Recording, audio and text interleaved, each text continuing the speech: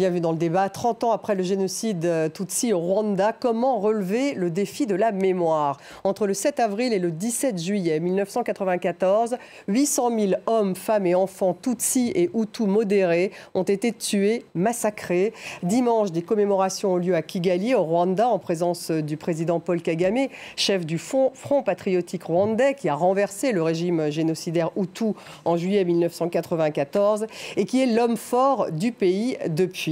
Cette cérémonie a lieu en présence de dirigeants et officiels étrangers. Stéphane Séjourné, le chef de la diplomatie française, va représenter la France. La France dont les responsabilités accablantes ont été mises en lumière par le rapport Duclerc, issu d'une commission créée par Emmanuel Macron, rapport qui écarte néanmoins sa complicité dans le génocide.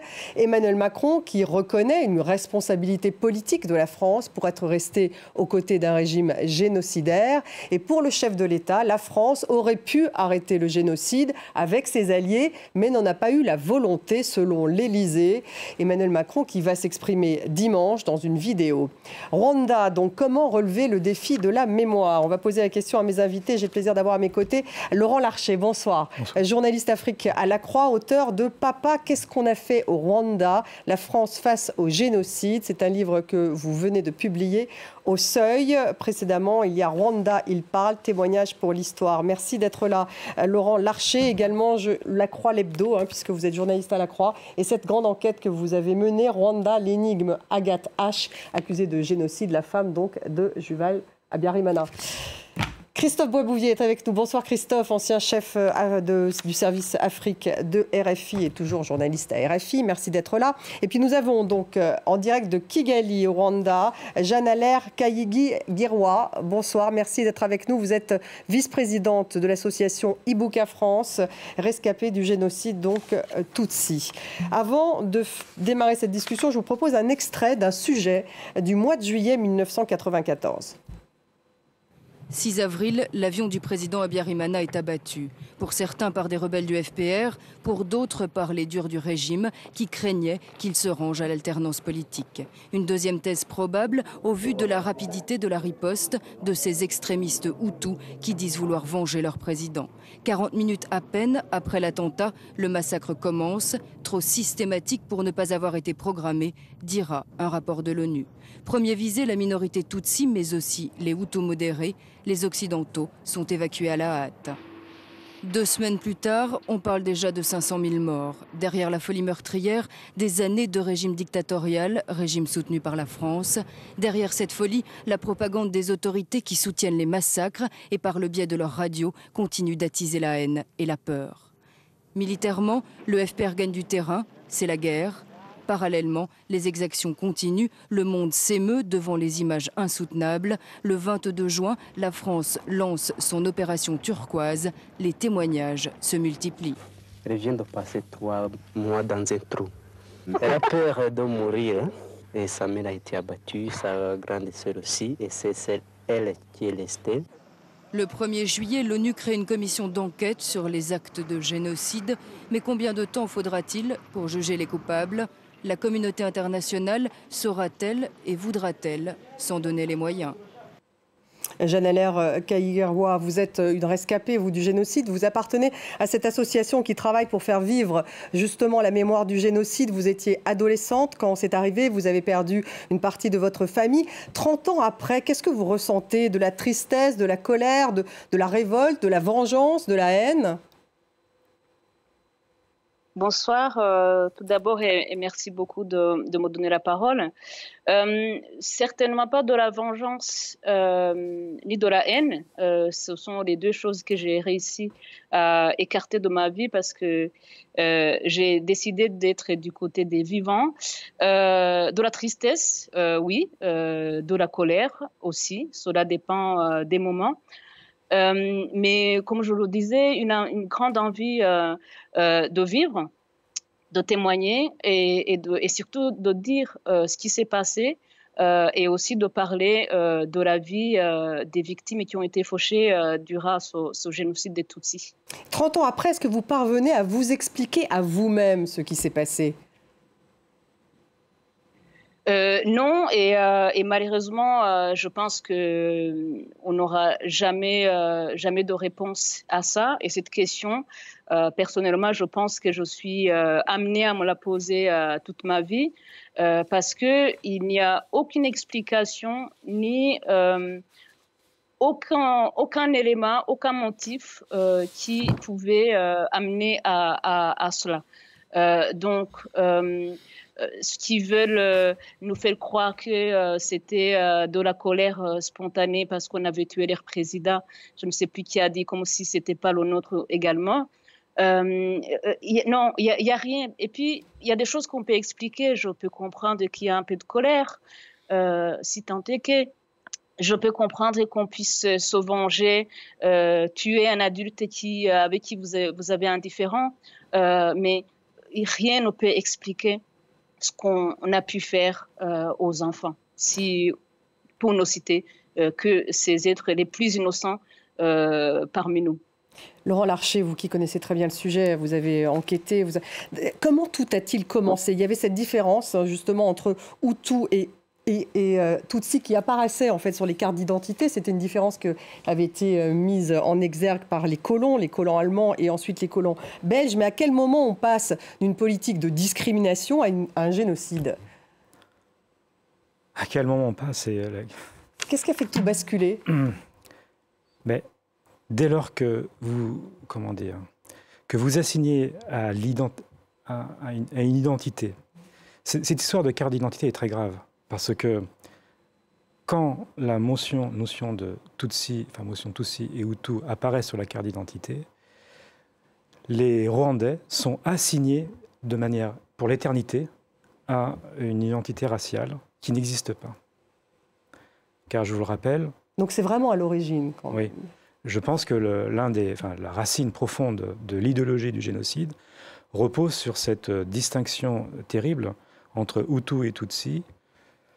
Les colons ont fait d'une différence sociale. Les Hutus étaient les hommes de la terre, les agriculteurs, et les Tutsis, les éleveurs. De cette différence sociale, ils en ont fait une différence raciale. Et ils l'ont nommée, identifiée sur les cartes d'identité. De la sorte que le Rwanda s'est retrouvé coincé et ne pouvant évidemment rester pour l'éternité dans sa catégorie. Ça, c'est un premier élément. Deuxième élément, lorsque... le régime est devenu Hutu, la révolution sociale, qui a instauré l'idée que les Hutus devaient prendre le pouvoir, s'est associé, les Hutus, en tant qu'ils étaient Hutus, l'idée que les Tutsis étant des étrangers, il fallait s'en débarrasser. Donc d'abord, on les a parqués, on leur a interdit un certain nombre de professions. Peu à peu, ils ont été mis de plus en plus de côté dans la société, chosifiés, exactement comme dans le processus génocidaire nazi, chosifiés, raréfiés, jusqu'à l'extermination finale, 1994, sachant que de 1959 à 1994, plusieurs pogroms anti-Tutsis ont jalonné l'histoire malheureuse de ce pays. La responsabilité de la France, Christophe Boisbouvier. Aujourd'hui, on entend dire par l'Élysée que Emmanuel Macron va aller un peu plus loin. Il a déjà reconnu la responsabilité politique de la France en 2021, après ce rapport Duclerc, le rapport dans lequel, justement, le rapport qui dit que la France a une responsabilité très forte, même si elle n'a pas de complicité génocidaire. Il va peut-être dire, Emmanuel Macron, dimanche, lors des commémorations, dans une vidéo, que la France aurait pu arrêter le génocide avec ses alliés, mais qu'elle n'en a pas eu la volonté. Ça, c'est l'Élysée qui le dit pour l'instant. S'il dit ça, c'est encore un pas supplémentaire de reconnaissance de la responsabilité française? Ah oui, parce que jusqu'à présent, le rapport Duclerc sur les responsabilités lourdes et accablantes de la France, c'est surtout sur l'avant-génocide. C'est tout ce qui se passe entre la France et le Rwanda entre 1990 et le 7 avril 1994, la façon dont la France s'aveugle sur les préparatifs du génocide. Là, quand il dit la France aurait pu arrêter avec ses alliés, je pense, on verra ça dimanche, je pense qu'il s'intéresse aussi à ce qui s'est passé après le 7 avril. Vous avez entre le 10 et le 15 avril, alors que les massacres ont commencé, une grosse expédition militaire franco-belge qui vient à Kigali il y a 500 soldats français, 500 soldats belges pour évacuer les expatriés. Si ces soldats avaient fait bloc avec les 2300 soldats casque bleu de la Minuar, ça aurait fait plus de 3000 hommes, des soldats aguerris, des engagés, des légionnaires, etc. Ça aurait fait bloc, ça aurait pu enrayer le début des massacres. Et puis vous avez le 21 avril, le vote de la honte, le vote des Nations Unies, la résolution 912 par laquelle, à l'unanimité, les 15 pays du Conseil de sécurité votent la débandade. On passe de 2300 casques bleus à 270 casques bleus. Donc il se retire. Il se retire, il ne reste plus que quelques centaines de casques bleus, la débandade au milieu des massacres. Jeanne Heller, Kahir-Guiwa, qu'est-ce que vous attendez, vous? Alors, ce n'est pas Emmanuel Macron qui va aux commémorations dimanche, c'est le chef de la diplomatie française, Stéphane Séjourné. Est-ce que vous attendez justement un signe supplémentaire de la part de la France dans la responsabilité? Déjà, par cette annonce du président de la République française, qui est, je suis d'accord avec votre invité, que c'est un cran supérieur. Alors, on va voir ce qu'il annonce en substance, mais il est clair que c'est une belle surprise. Mais par contre, la question qu'on peut se poser, on a parlé de la responsabilité politique. Qu'en est-il avec cette déclaration de la responsabilité juridique? Comment faut-il faire? À partir du moment où un pays a connaissance d'un génocide en cours, il me semble qu'il a l'obligation de l'arrêter. Et du coup, vraiment, moi, je suis reconnaissante et je félicite cette annonce du président. Par contre, qu'est-ce qui va se passer derrière? Est-ce qu'il y a une responsabilité pénale ou juridique en tout cas à tirer? Ça, on laisse aux juristes. Et puis, la deuxième chose que j'entends du président français, cela concerne spécifiquement ce qui se passe en France, c'est la concrétisation de la mise en place du monument national qu'il a promis d'ériger sur les rives, sur la Seine à Paris, et nous espérons là aussi qu'il y a une annonce qui va faire, puisque cela s'inscrit dans tout ce qu'il a fait jusqu'ici, et notamment à partir de 2019, puisque nous l'avions rencontré et que nous l'avions fait cette demande qu'il a acceptée, et il y a un processus en cours de création de ce monument national. Vous attendez une concrétisation. Voilà. Concrétisation avec une inauguration prévue selon le calendrier l'année prochaine. Sur la justice, justement, Laurent Larcher, intéressant peut-être de rebondir sur ce que vient de dire Jeanne Heller. Est-ce qu'effectivement, il y aura peut-être des conséquences judiciaires plus importantes? Parce que là, vous faites cette enquête sur donc, la femme du président à l'époque, Hutu, qui est donc en France, qui est en banlieue de Paris. Est-ce qu'à un moment, effectivement, ils seront jugés? C'est quand même ça la question qu'on peut se poser. En tout cas, on peut l'espérer, mais il y a évidemment les génocidaires, ou du moins ceux qui sont soupçonnés d'être des génocidaires à ce stade en France. Il y a aussi les responsables politiques et militaires de la France. Quand on dit que la France n'a pas eu la volonté d'arrêter le génocide, qui est la France en 1994 ? Qui est aux affaires? Donc là, on voit qu'on franchit de plus en plus, on s'approche de plus en plus du cœur du réacteur, si je peux dire, et de la vérité nue, à savoir qu'il y a des hommes, et ce sont essentiellement des hommes à l'époque, au pouvoir, qui ont pris des décisions en connaissance de cause, et il va bien falloir un jour qu'ils en rendent compte, pas simplement devant l'histoire, mais sans doute devant la justice. Christophe, vous êtes d'accord? Je crois qu'il faut que... Moi, je retiens dans la phrase d'Emmanuel Macron, je retiens la France aurait pu arrêter le génocide avec ses alliés occidentaux et africains. Je pense que le rajout avec ses alliés occidentaux et africains, c'est une façon de ne pas simplement cibler les responsables français de l'époque qui sont toujours vivants. Laurent fait allusion à un certain nombre de responsables qui étaient qui sont toujours vivants parmi nous, c'est-à-dire le Premier ministre de l'époque, le ministre des Affaires étrangères de l'époque, etc. Le conseiller diplomatique aussi de François Mitterrand.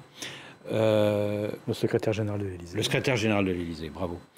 Hubert Védrine, pour ne pas le citer.